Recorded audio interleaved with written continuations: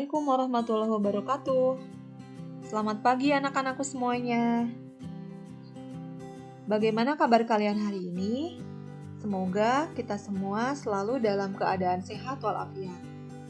Alhamdulillah, hari ini kita bisa bertemu kembali bersama Ibu Fitria Nur Endang dalam mata pelajaran PPKN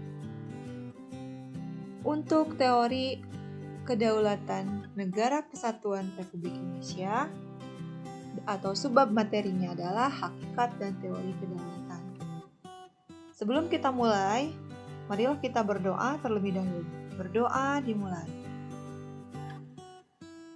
Anak-anakku, pada bab ini, Ibu akan menjelaskan tentang hakikat dan teori kedaulatan. Untuk kompetensi dasarnya adalah pertama, bersyukur pada Tuhan Yang Maha Esa atas bentuk dan kedaulatan negara Republik Indonesia. Menunjukkan sikap tanggung jawab dalam mendukung bentuk dan kedaulatan negara. Memahami ketentuan tentang bentuk dan kedaulatan negara sesuai dengan Undang-Undang Dasar Negara Republik Indonesia tahun 1945. Dan memaparkan penerapan tentang bentuk dan kedaulatan negara sesuai dengan Undang-Undang Dasar Negara Republik Indonesia tahun 1945. Khusus untuk hari ini adalah tentang KD 1.3 dan 2.3. Indikator pencapaian kompetensinya adalah bersyukur pada Tuhan Yang Maha Esa atas bentuk dan kedaulatan negara Republik Indonesia, menunjukkan sikap bertanggung jawab dalam mendukung bentuk dan kedaulatan negara, dan memahami hakikat dan teori tentang kedaulatan. Tujuan pembelajarannya adalah setelah mengamati teks materi ini, diharapkan kalian dapat menunjukkan rasa syukur terhadap Tuhan Yang Maha Esa, kemudian menjelaskan hakikat kedaulatan, dan juga dapat membandingkan teori-teori kedaulatan, dan menyusun dan menyajikan hasil telaah tentang hakikat dan teori kedaulatan. Baiklah, untuk peta konsepnya, di sini ada hakikat dan teori kedaulatan itu ada dua. Pertama adalah untuk hakikat kedaulatannya, ada sifat-sifat kedaulatan, bentuk kedaulatan, dan untuk teori kedaulatan ada teori kedaulatan Tuhan, kedaulatan raja, kedaulatan negara, kedaulatan hukum, dan teori kedaulatan rakyat. Hakikat kedaulatan, kata kedaulatan berasal dari bahasa Arab yaitu daulah, yang artinya kekuasaan tertinggi. Jadi pengertiannya adalah kekuasaan yang tertinggi untuk membuat undang-undang dan melaksanakannya dengan semua cara yang tersedia. Gaya pemerintahan seperti ini disebut dengan demokrasi atau terkenal dengan demokrasi. Demokrasi ini adalah pemerintahan dari rakyat, oleh rakyat, dan untuk rakyat. Ini sesuai dengan apa yang dikemukakan oleh Abraham Lincoln. Selanjutnya, sifat-sifat kedaulatan. Menurut pendapat Jean Bodin, seorang ahli tata negara dari Prancis yang hidup di tahun 1500-an, kedaulatan adalah kekuasaan tertinggi untuk menentukan hukum dalam suatu negara. Nah, ada 4 sifat pokok tentang kedaulatan. Yang pertama adalah asli. Arti asli adalah kekuasaan tidak berasal dari kekuasaan lain yang lebih tinggi. Permanen, artinya kekuasaan itu akan tetap ada sepanjang negara ini berdiri, meskipun pemerintahannya sudah berganti.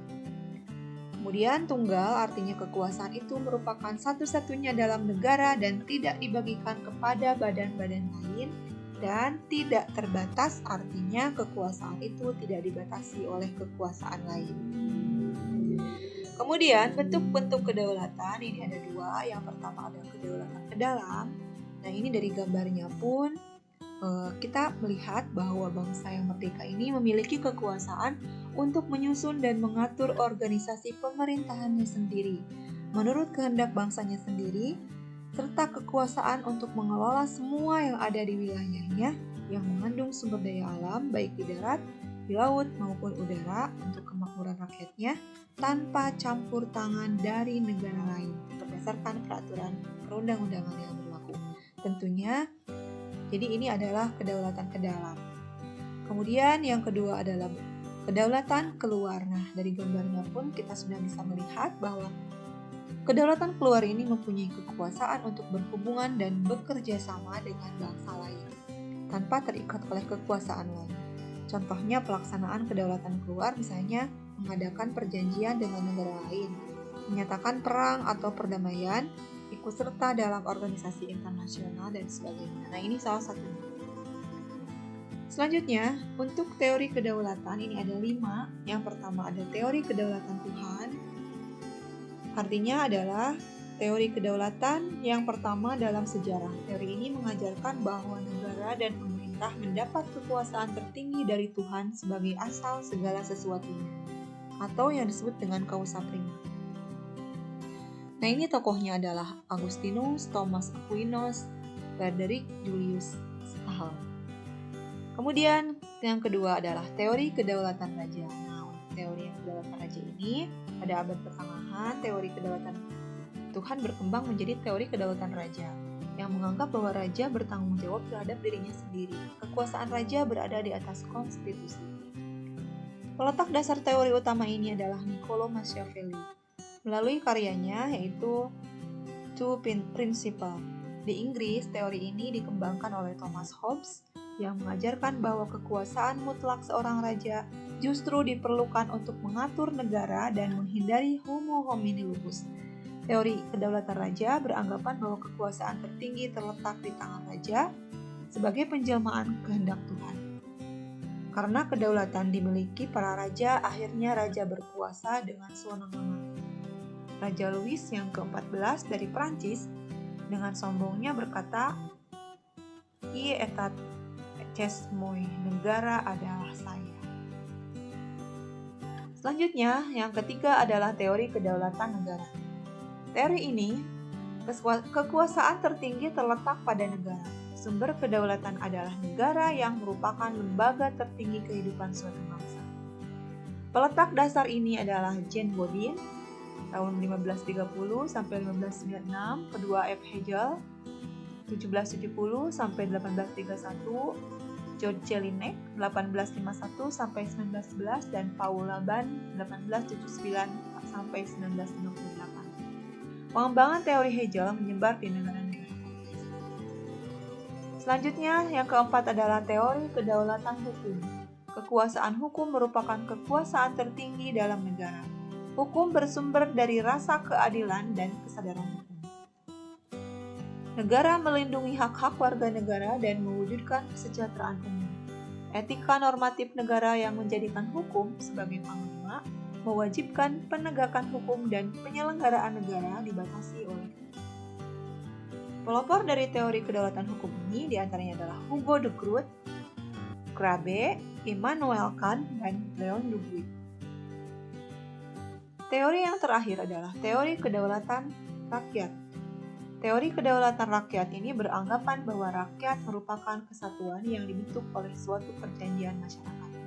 Beberapa pandangan pelopor teori kedaulatan rakyat diantaranya adalah: pertama ada J.J. Rousseau, 2 Johannes Althusius, 3 John Locke, dan keempat adalah Montesquieu.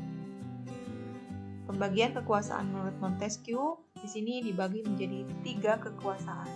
Yang pertama adalah kekuasaan legislatif, artinya kekuasaan untuk membuat peraturan perundang-undangan dalam suatu negara.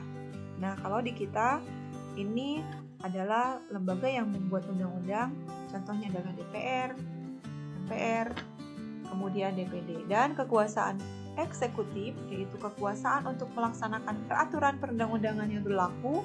Kekuasaan eksekutif ini sering disebut sebagai kekuasaan menjalankan pemerintahan, seperti presiden dan wakil presiden, juga para menteri. Dan kekuasaan yudikatif di sini adalah kekuasaan untuk menegakkan peraturan perundang-undangan yang berlaku apabila terjadi pelanggaran. Kekuasaan yudikatif disebut sebagai kekuasaan kehakiman.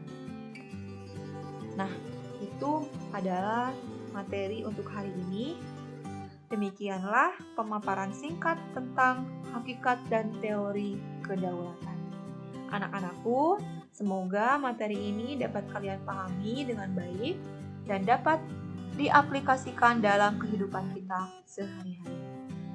Tetap semangat belajar dan tentunya salam sehat selalu. Wassalamualaikum warahmatullahi wabarakatuh.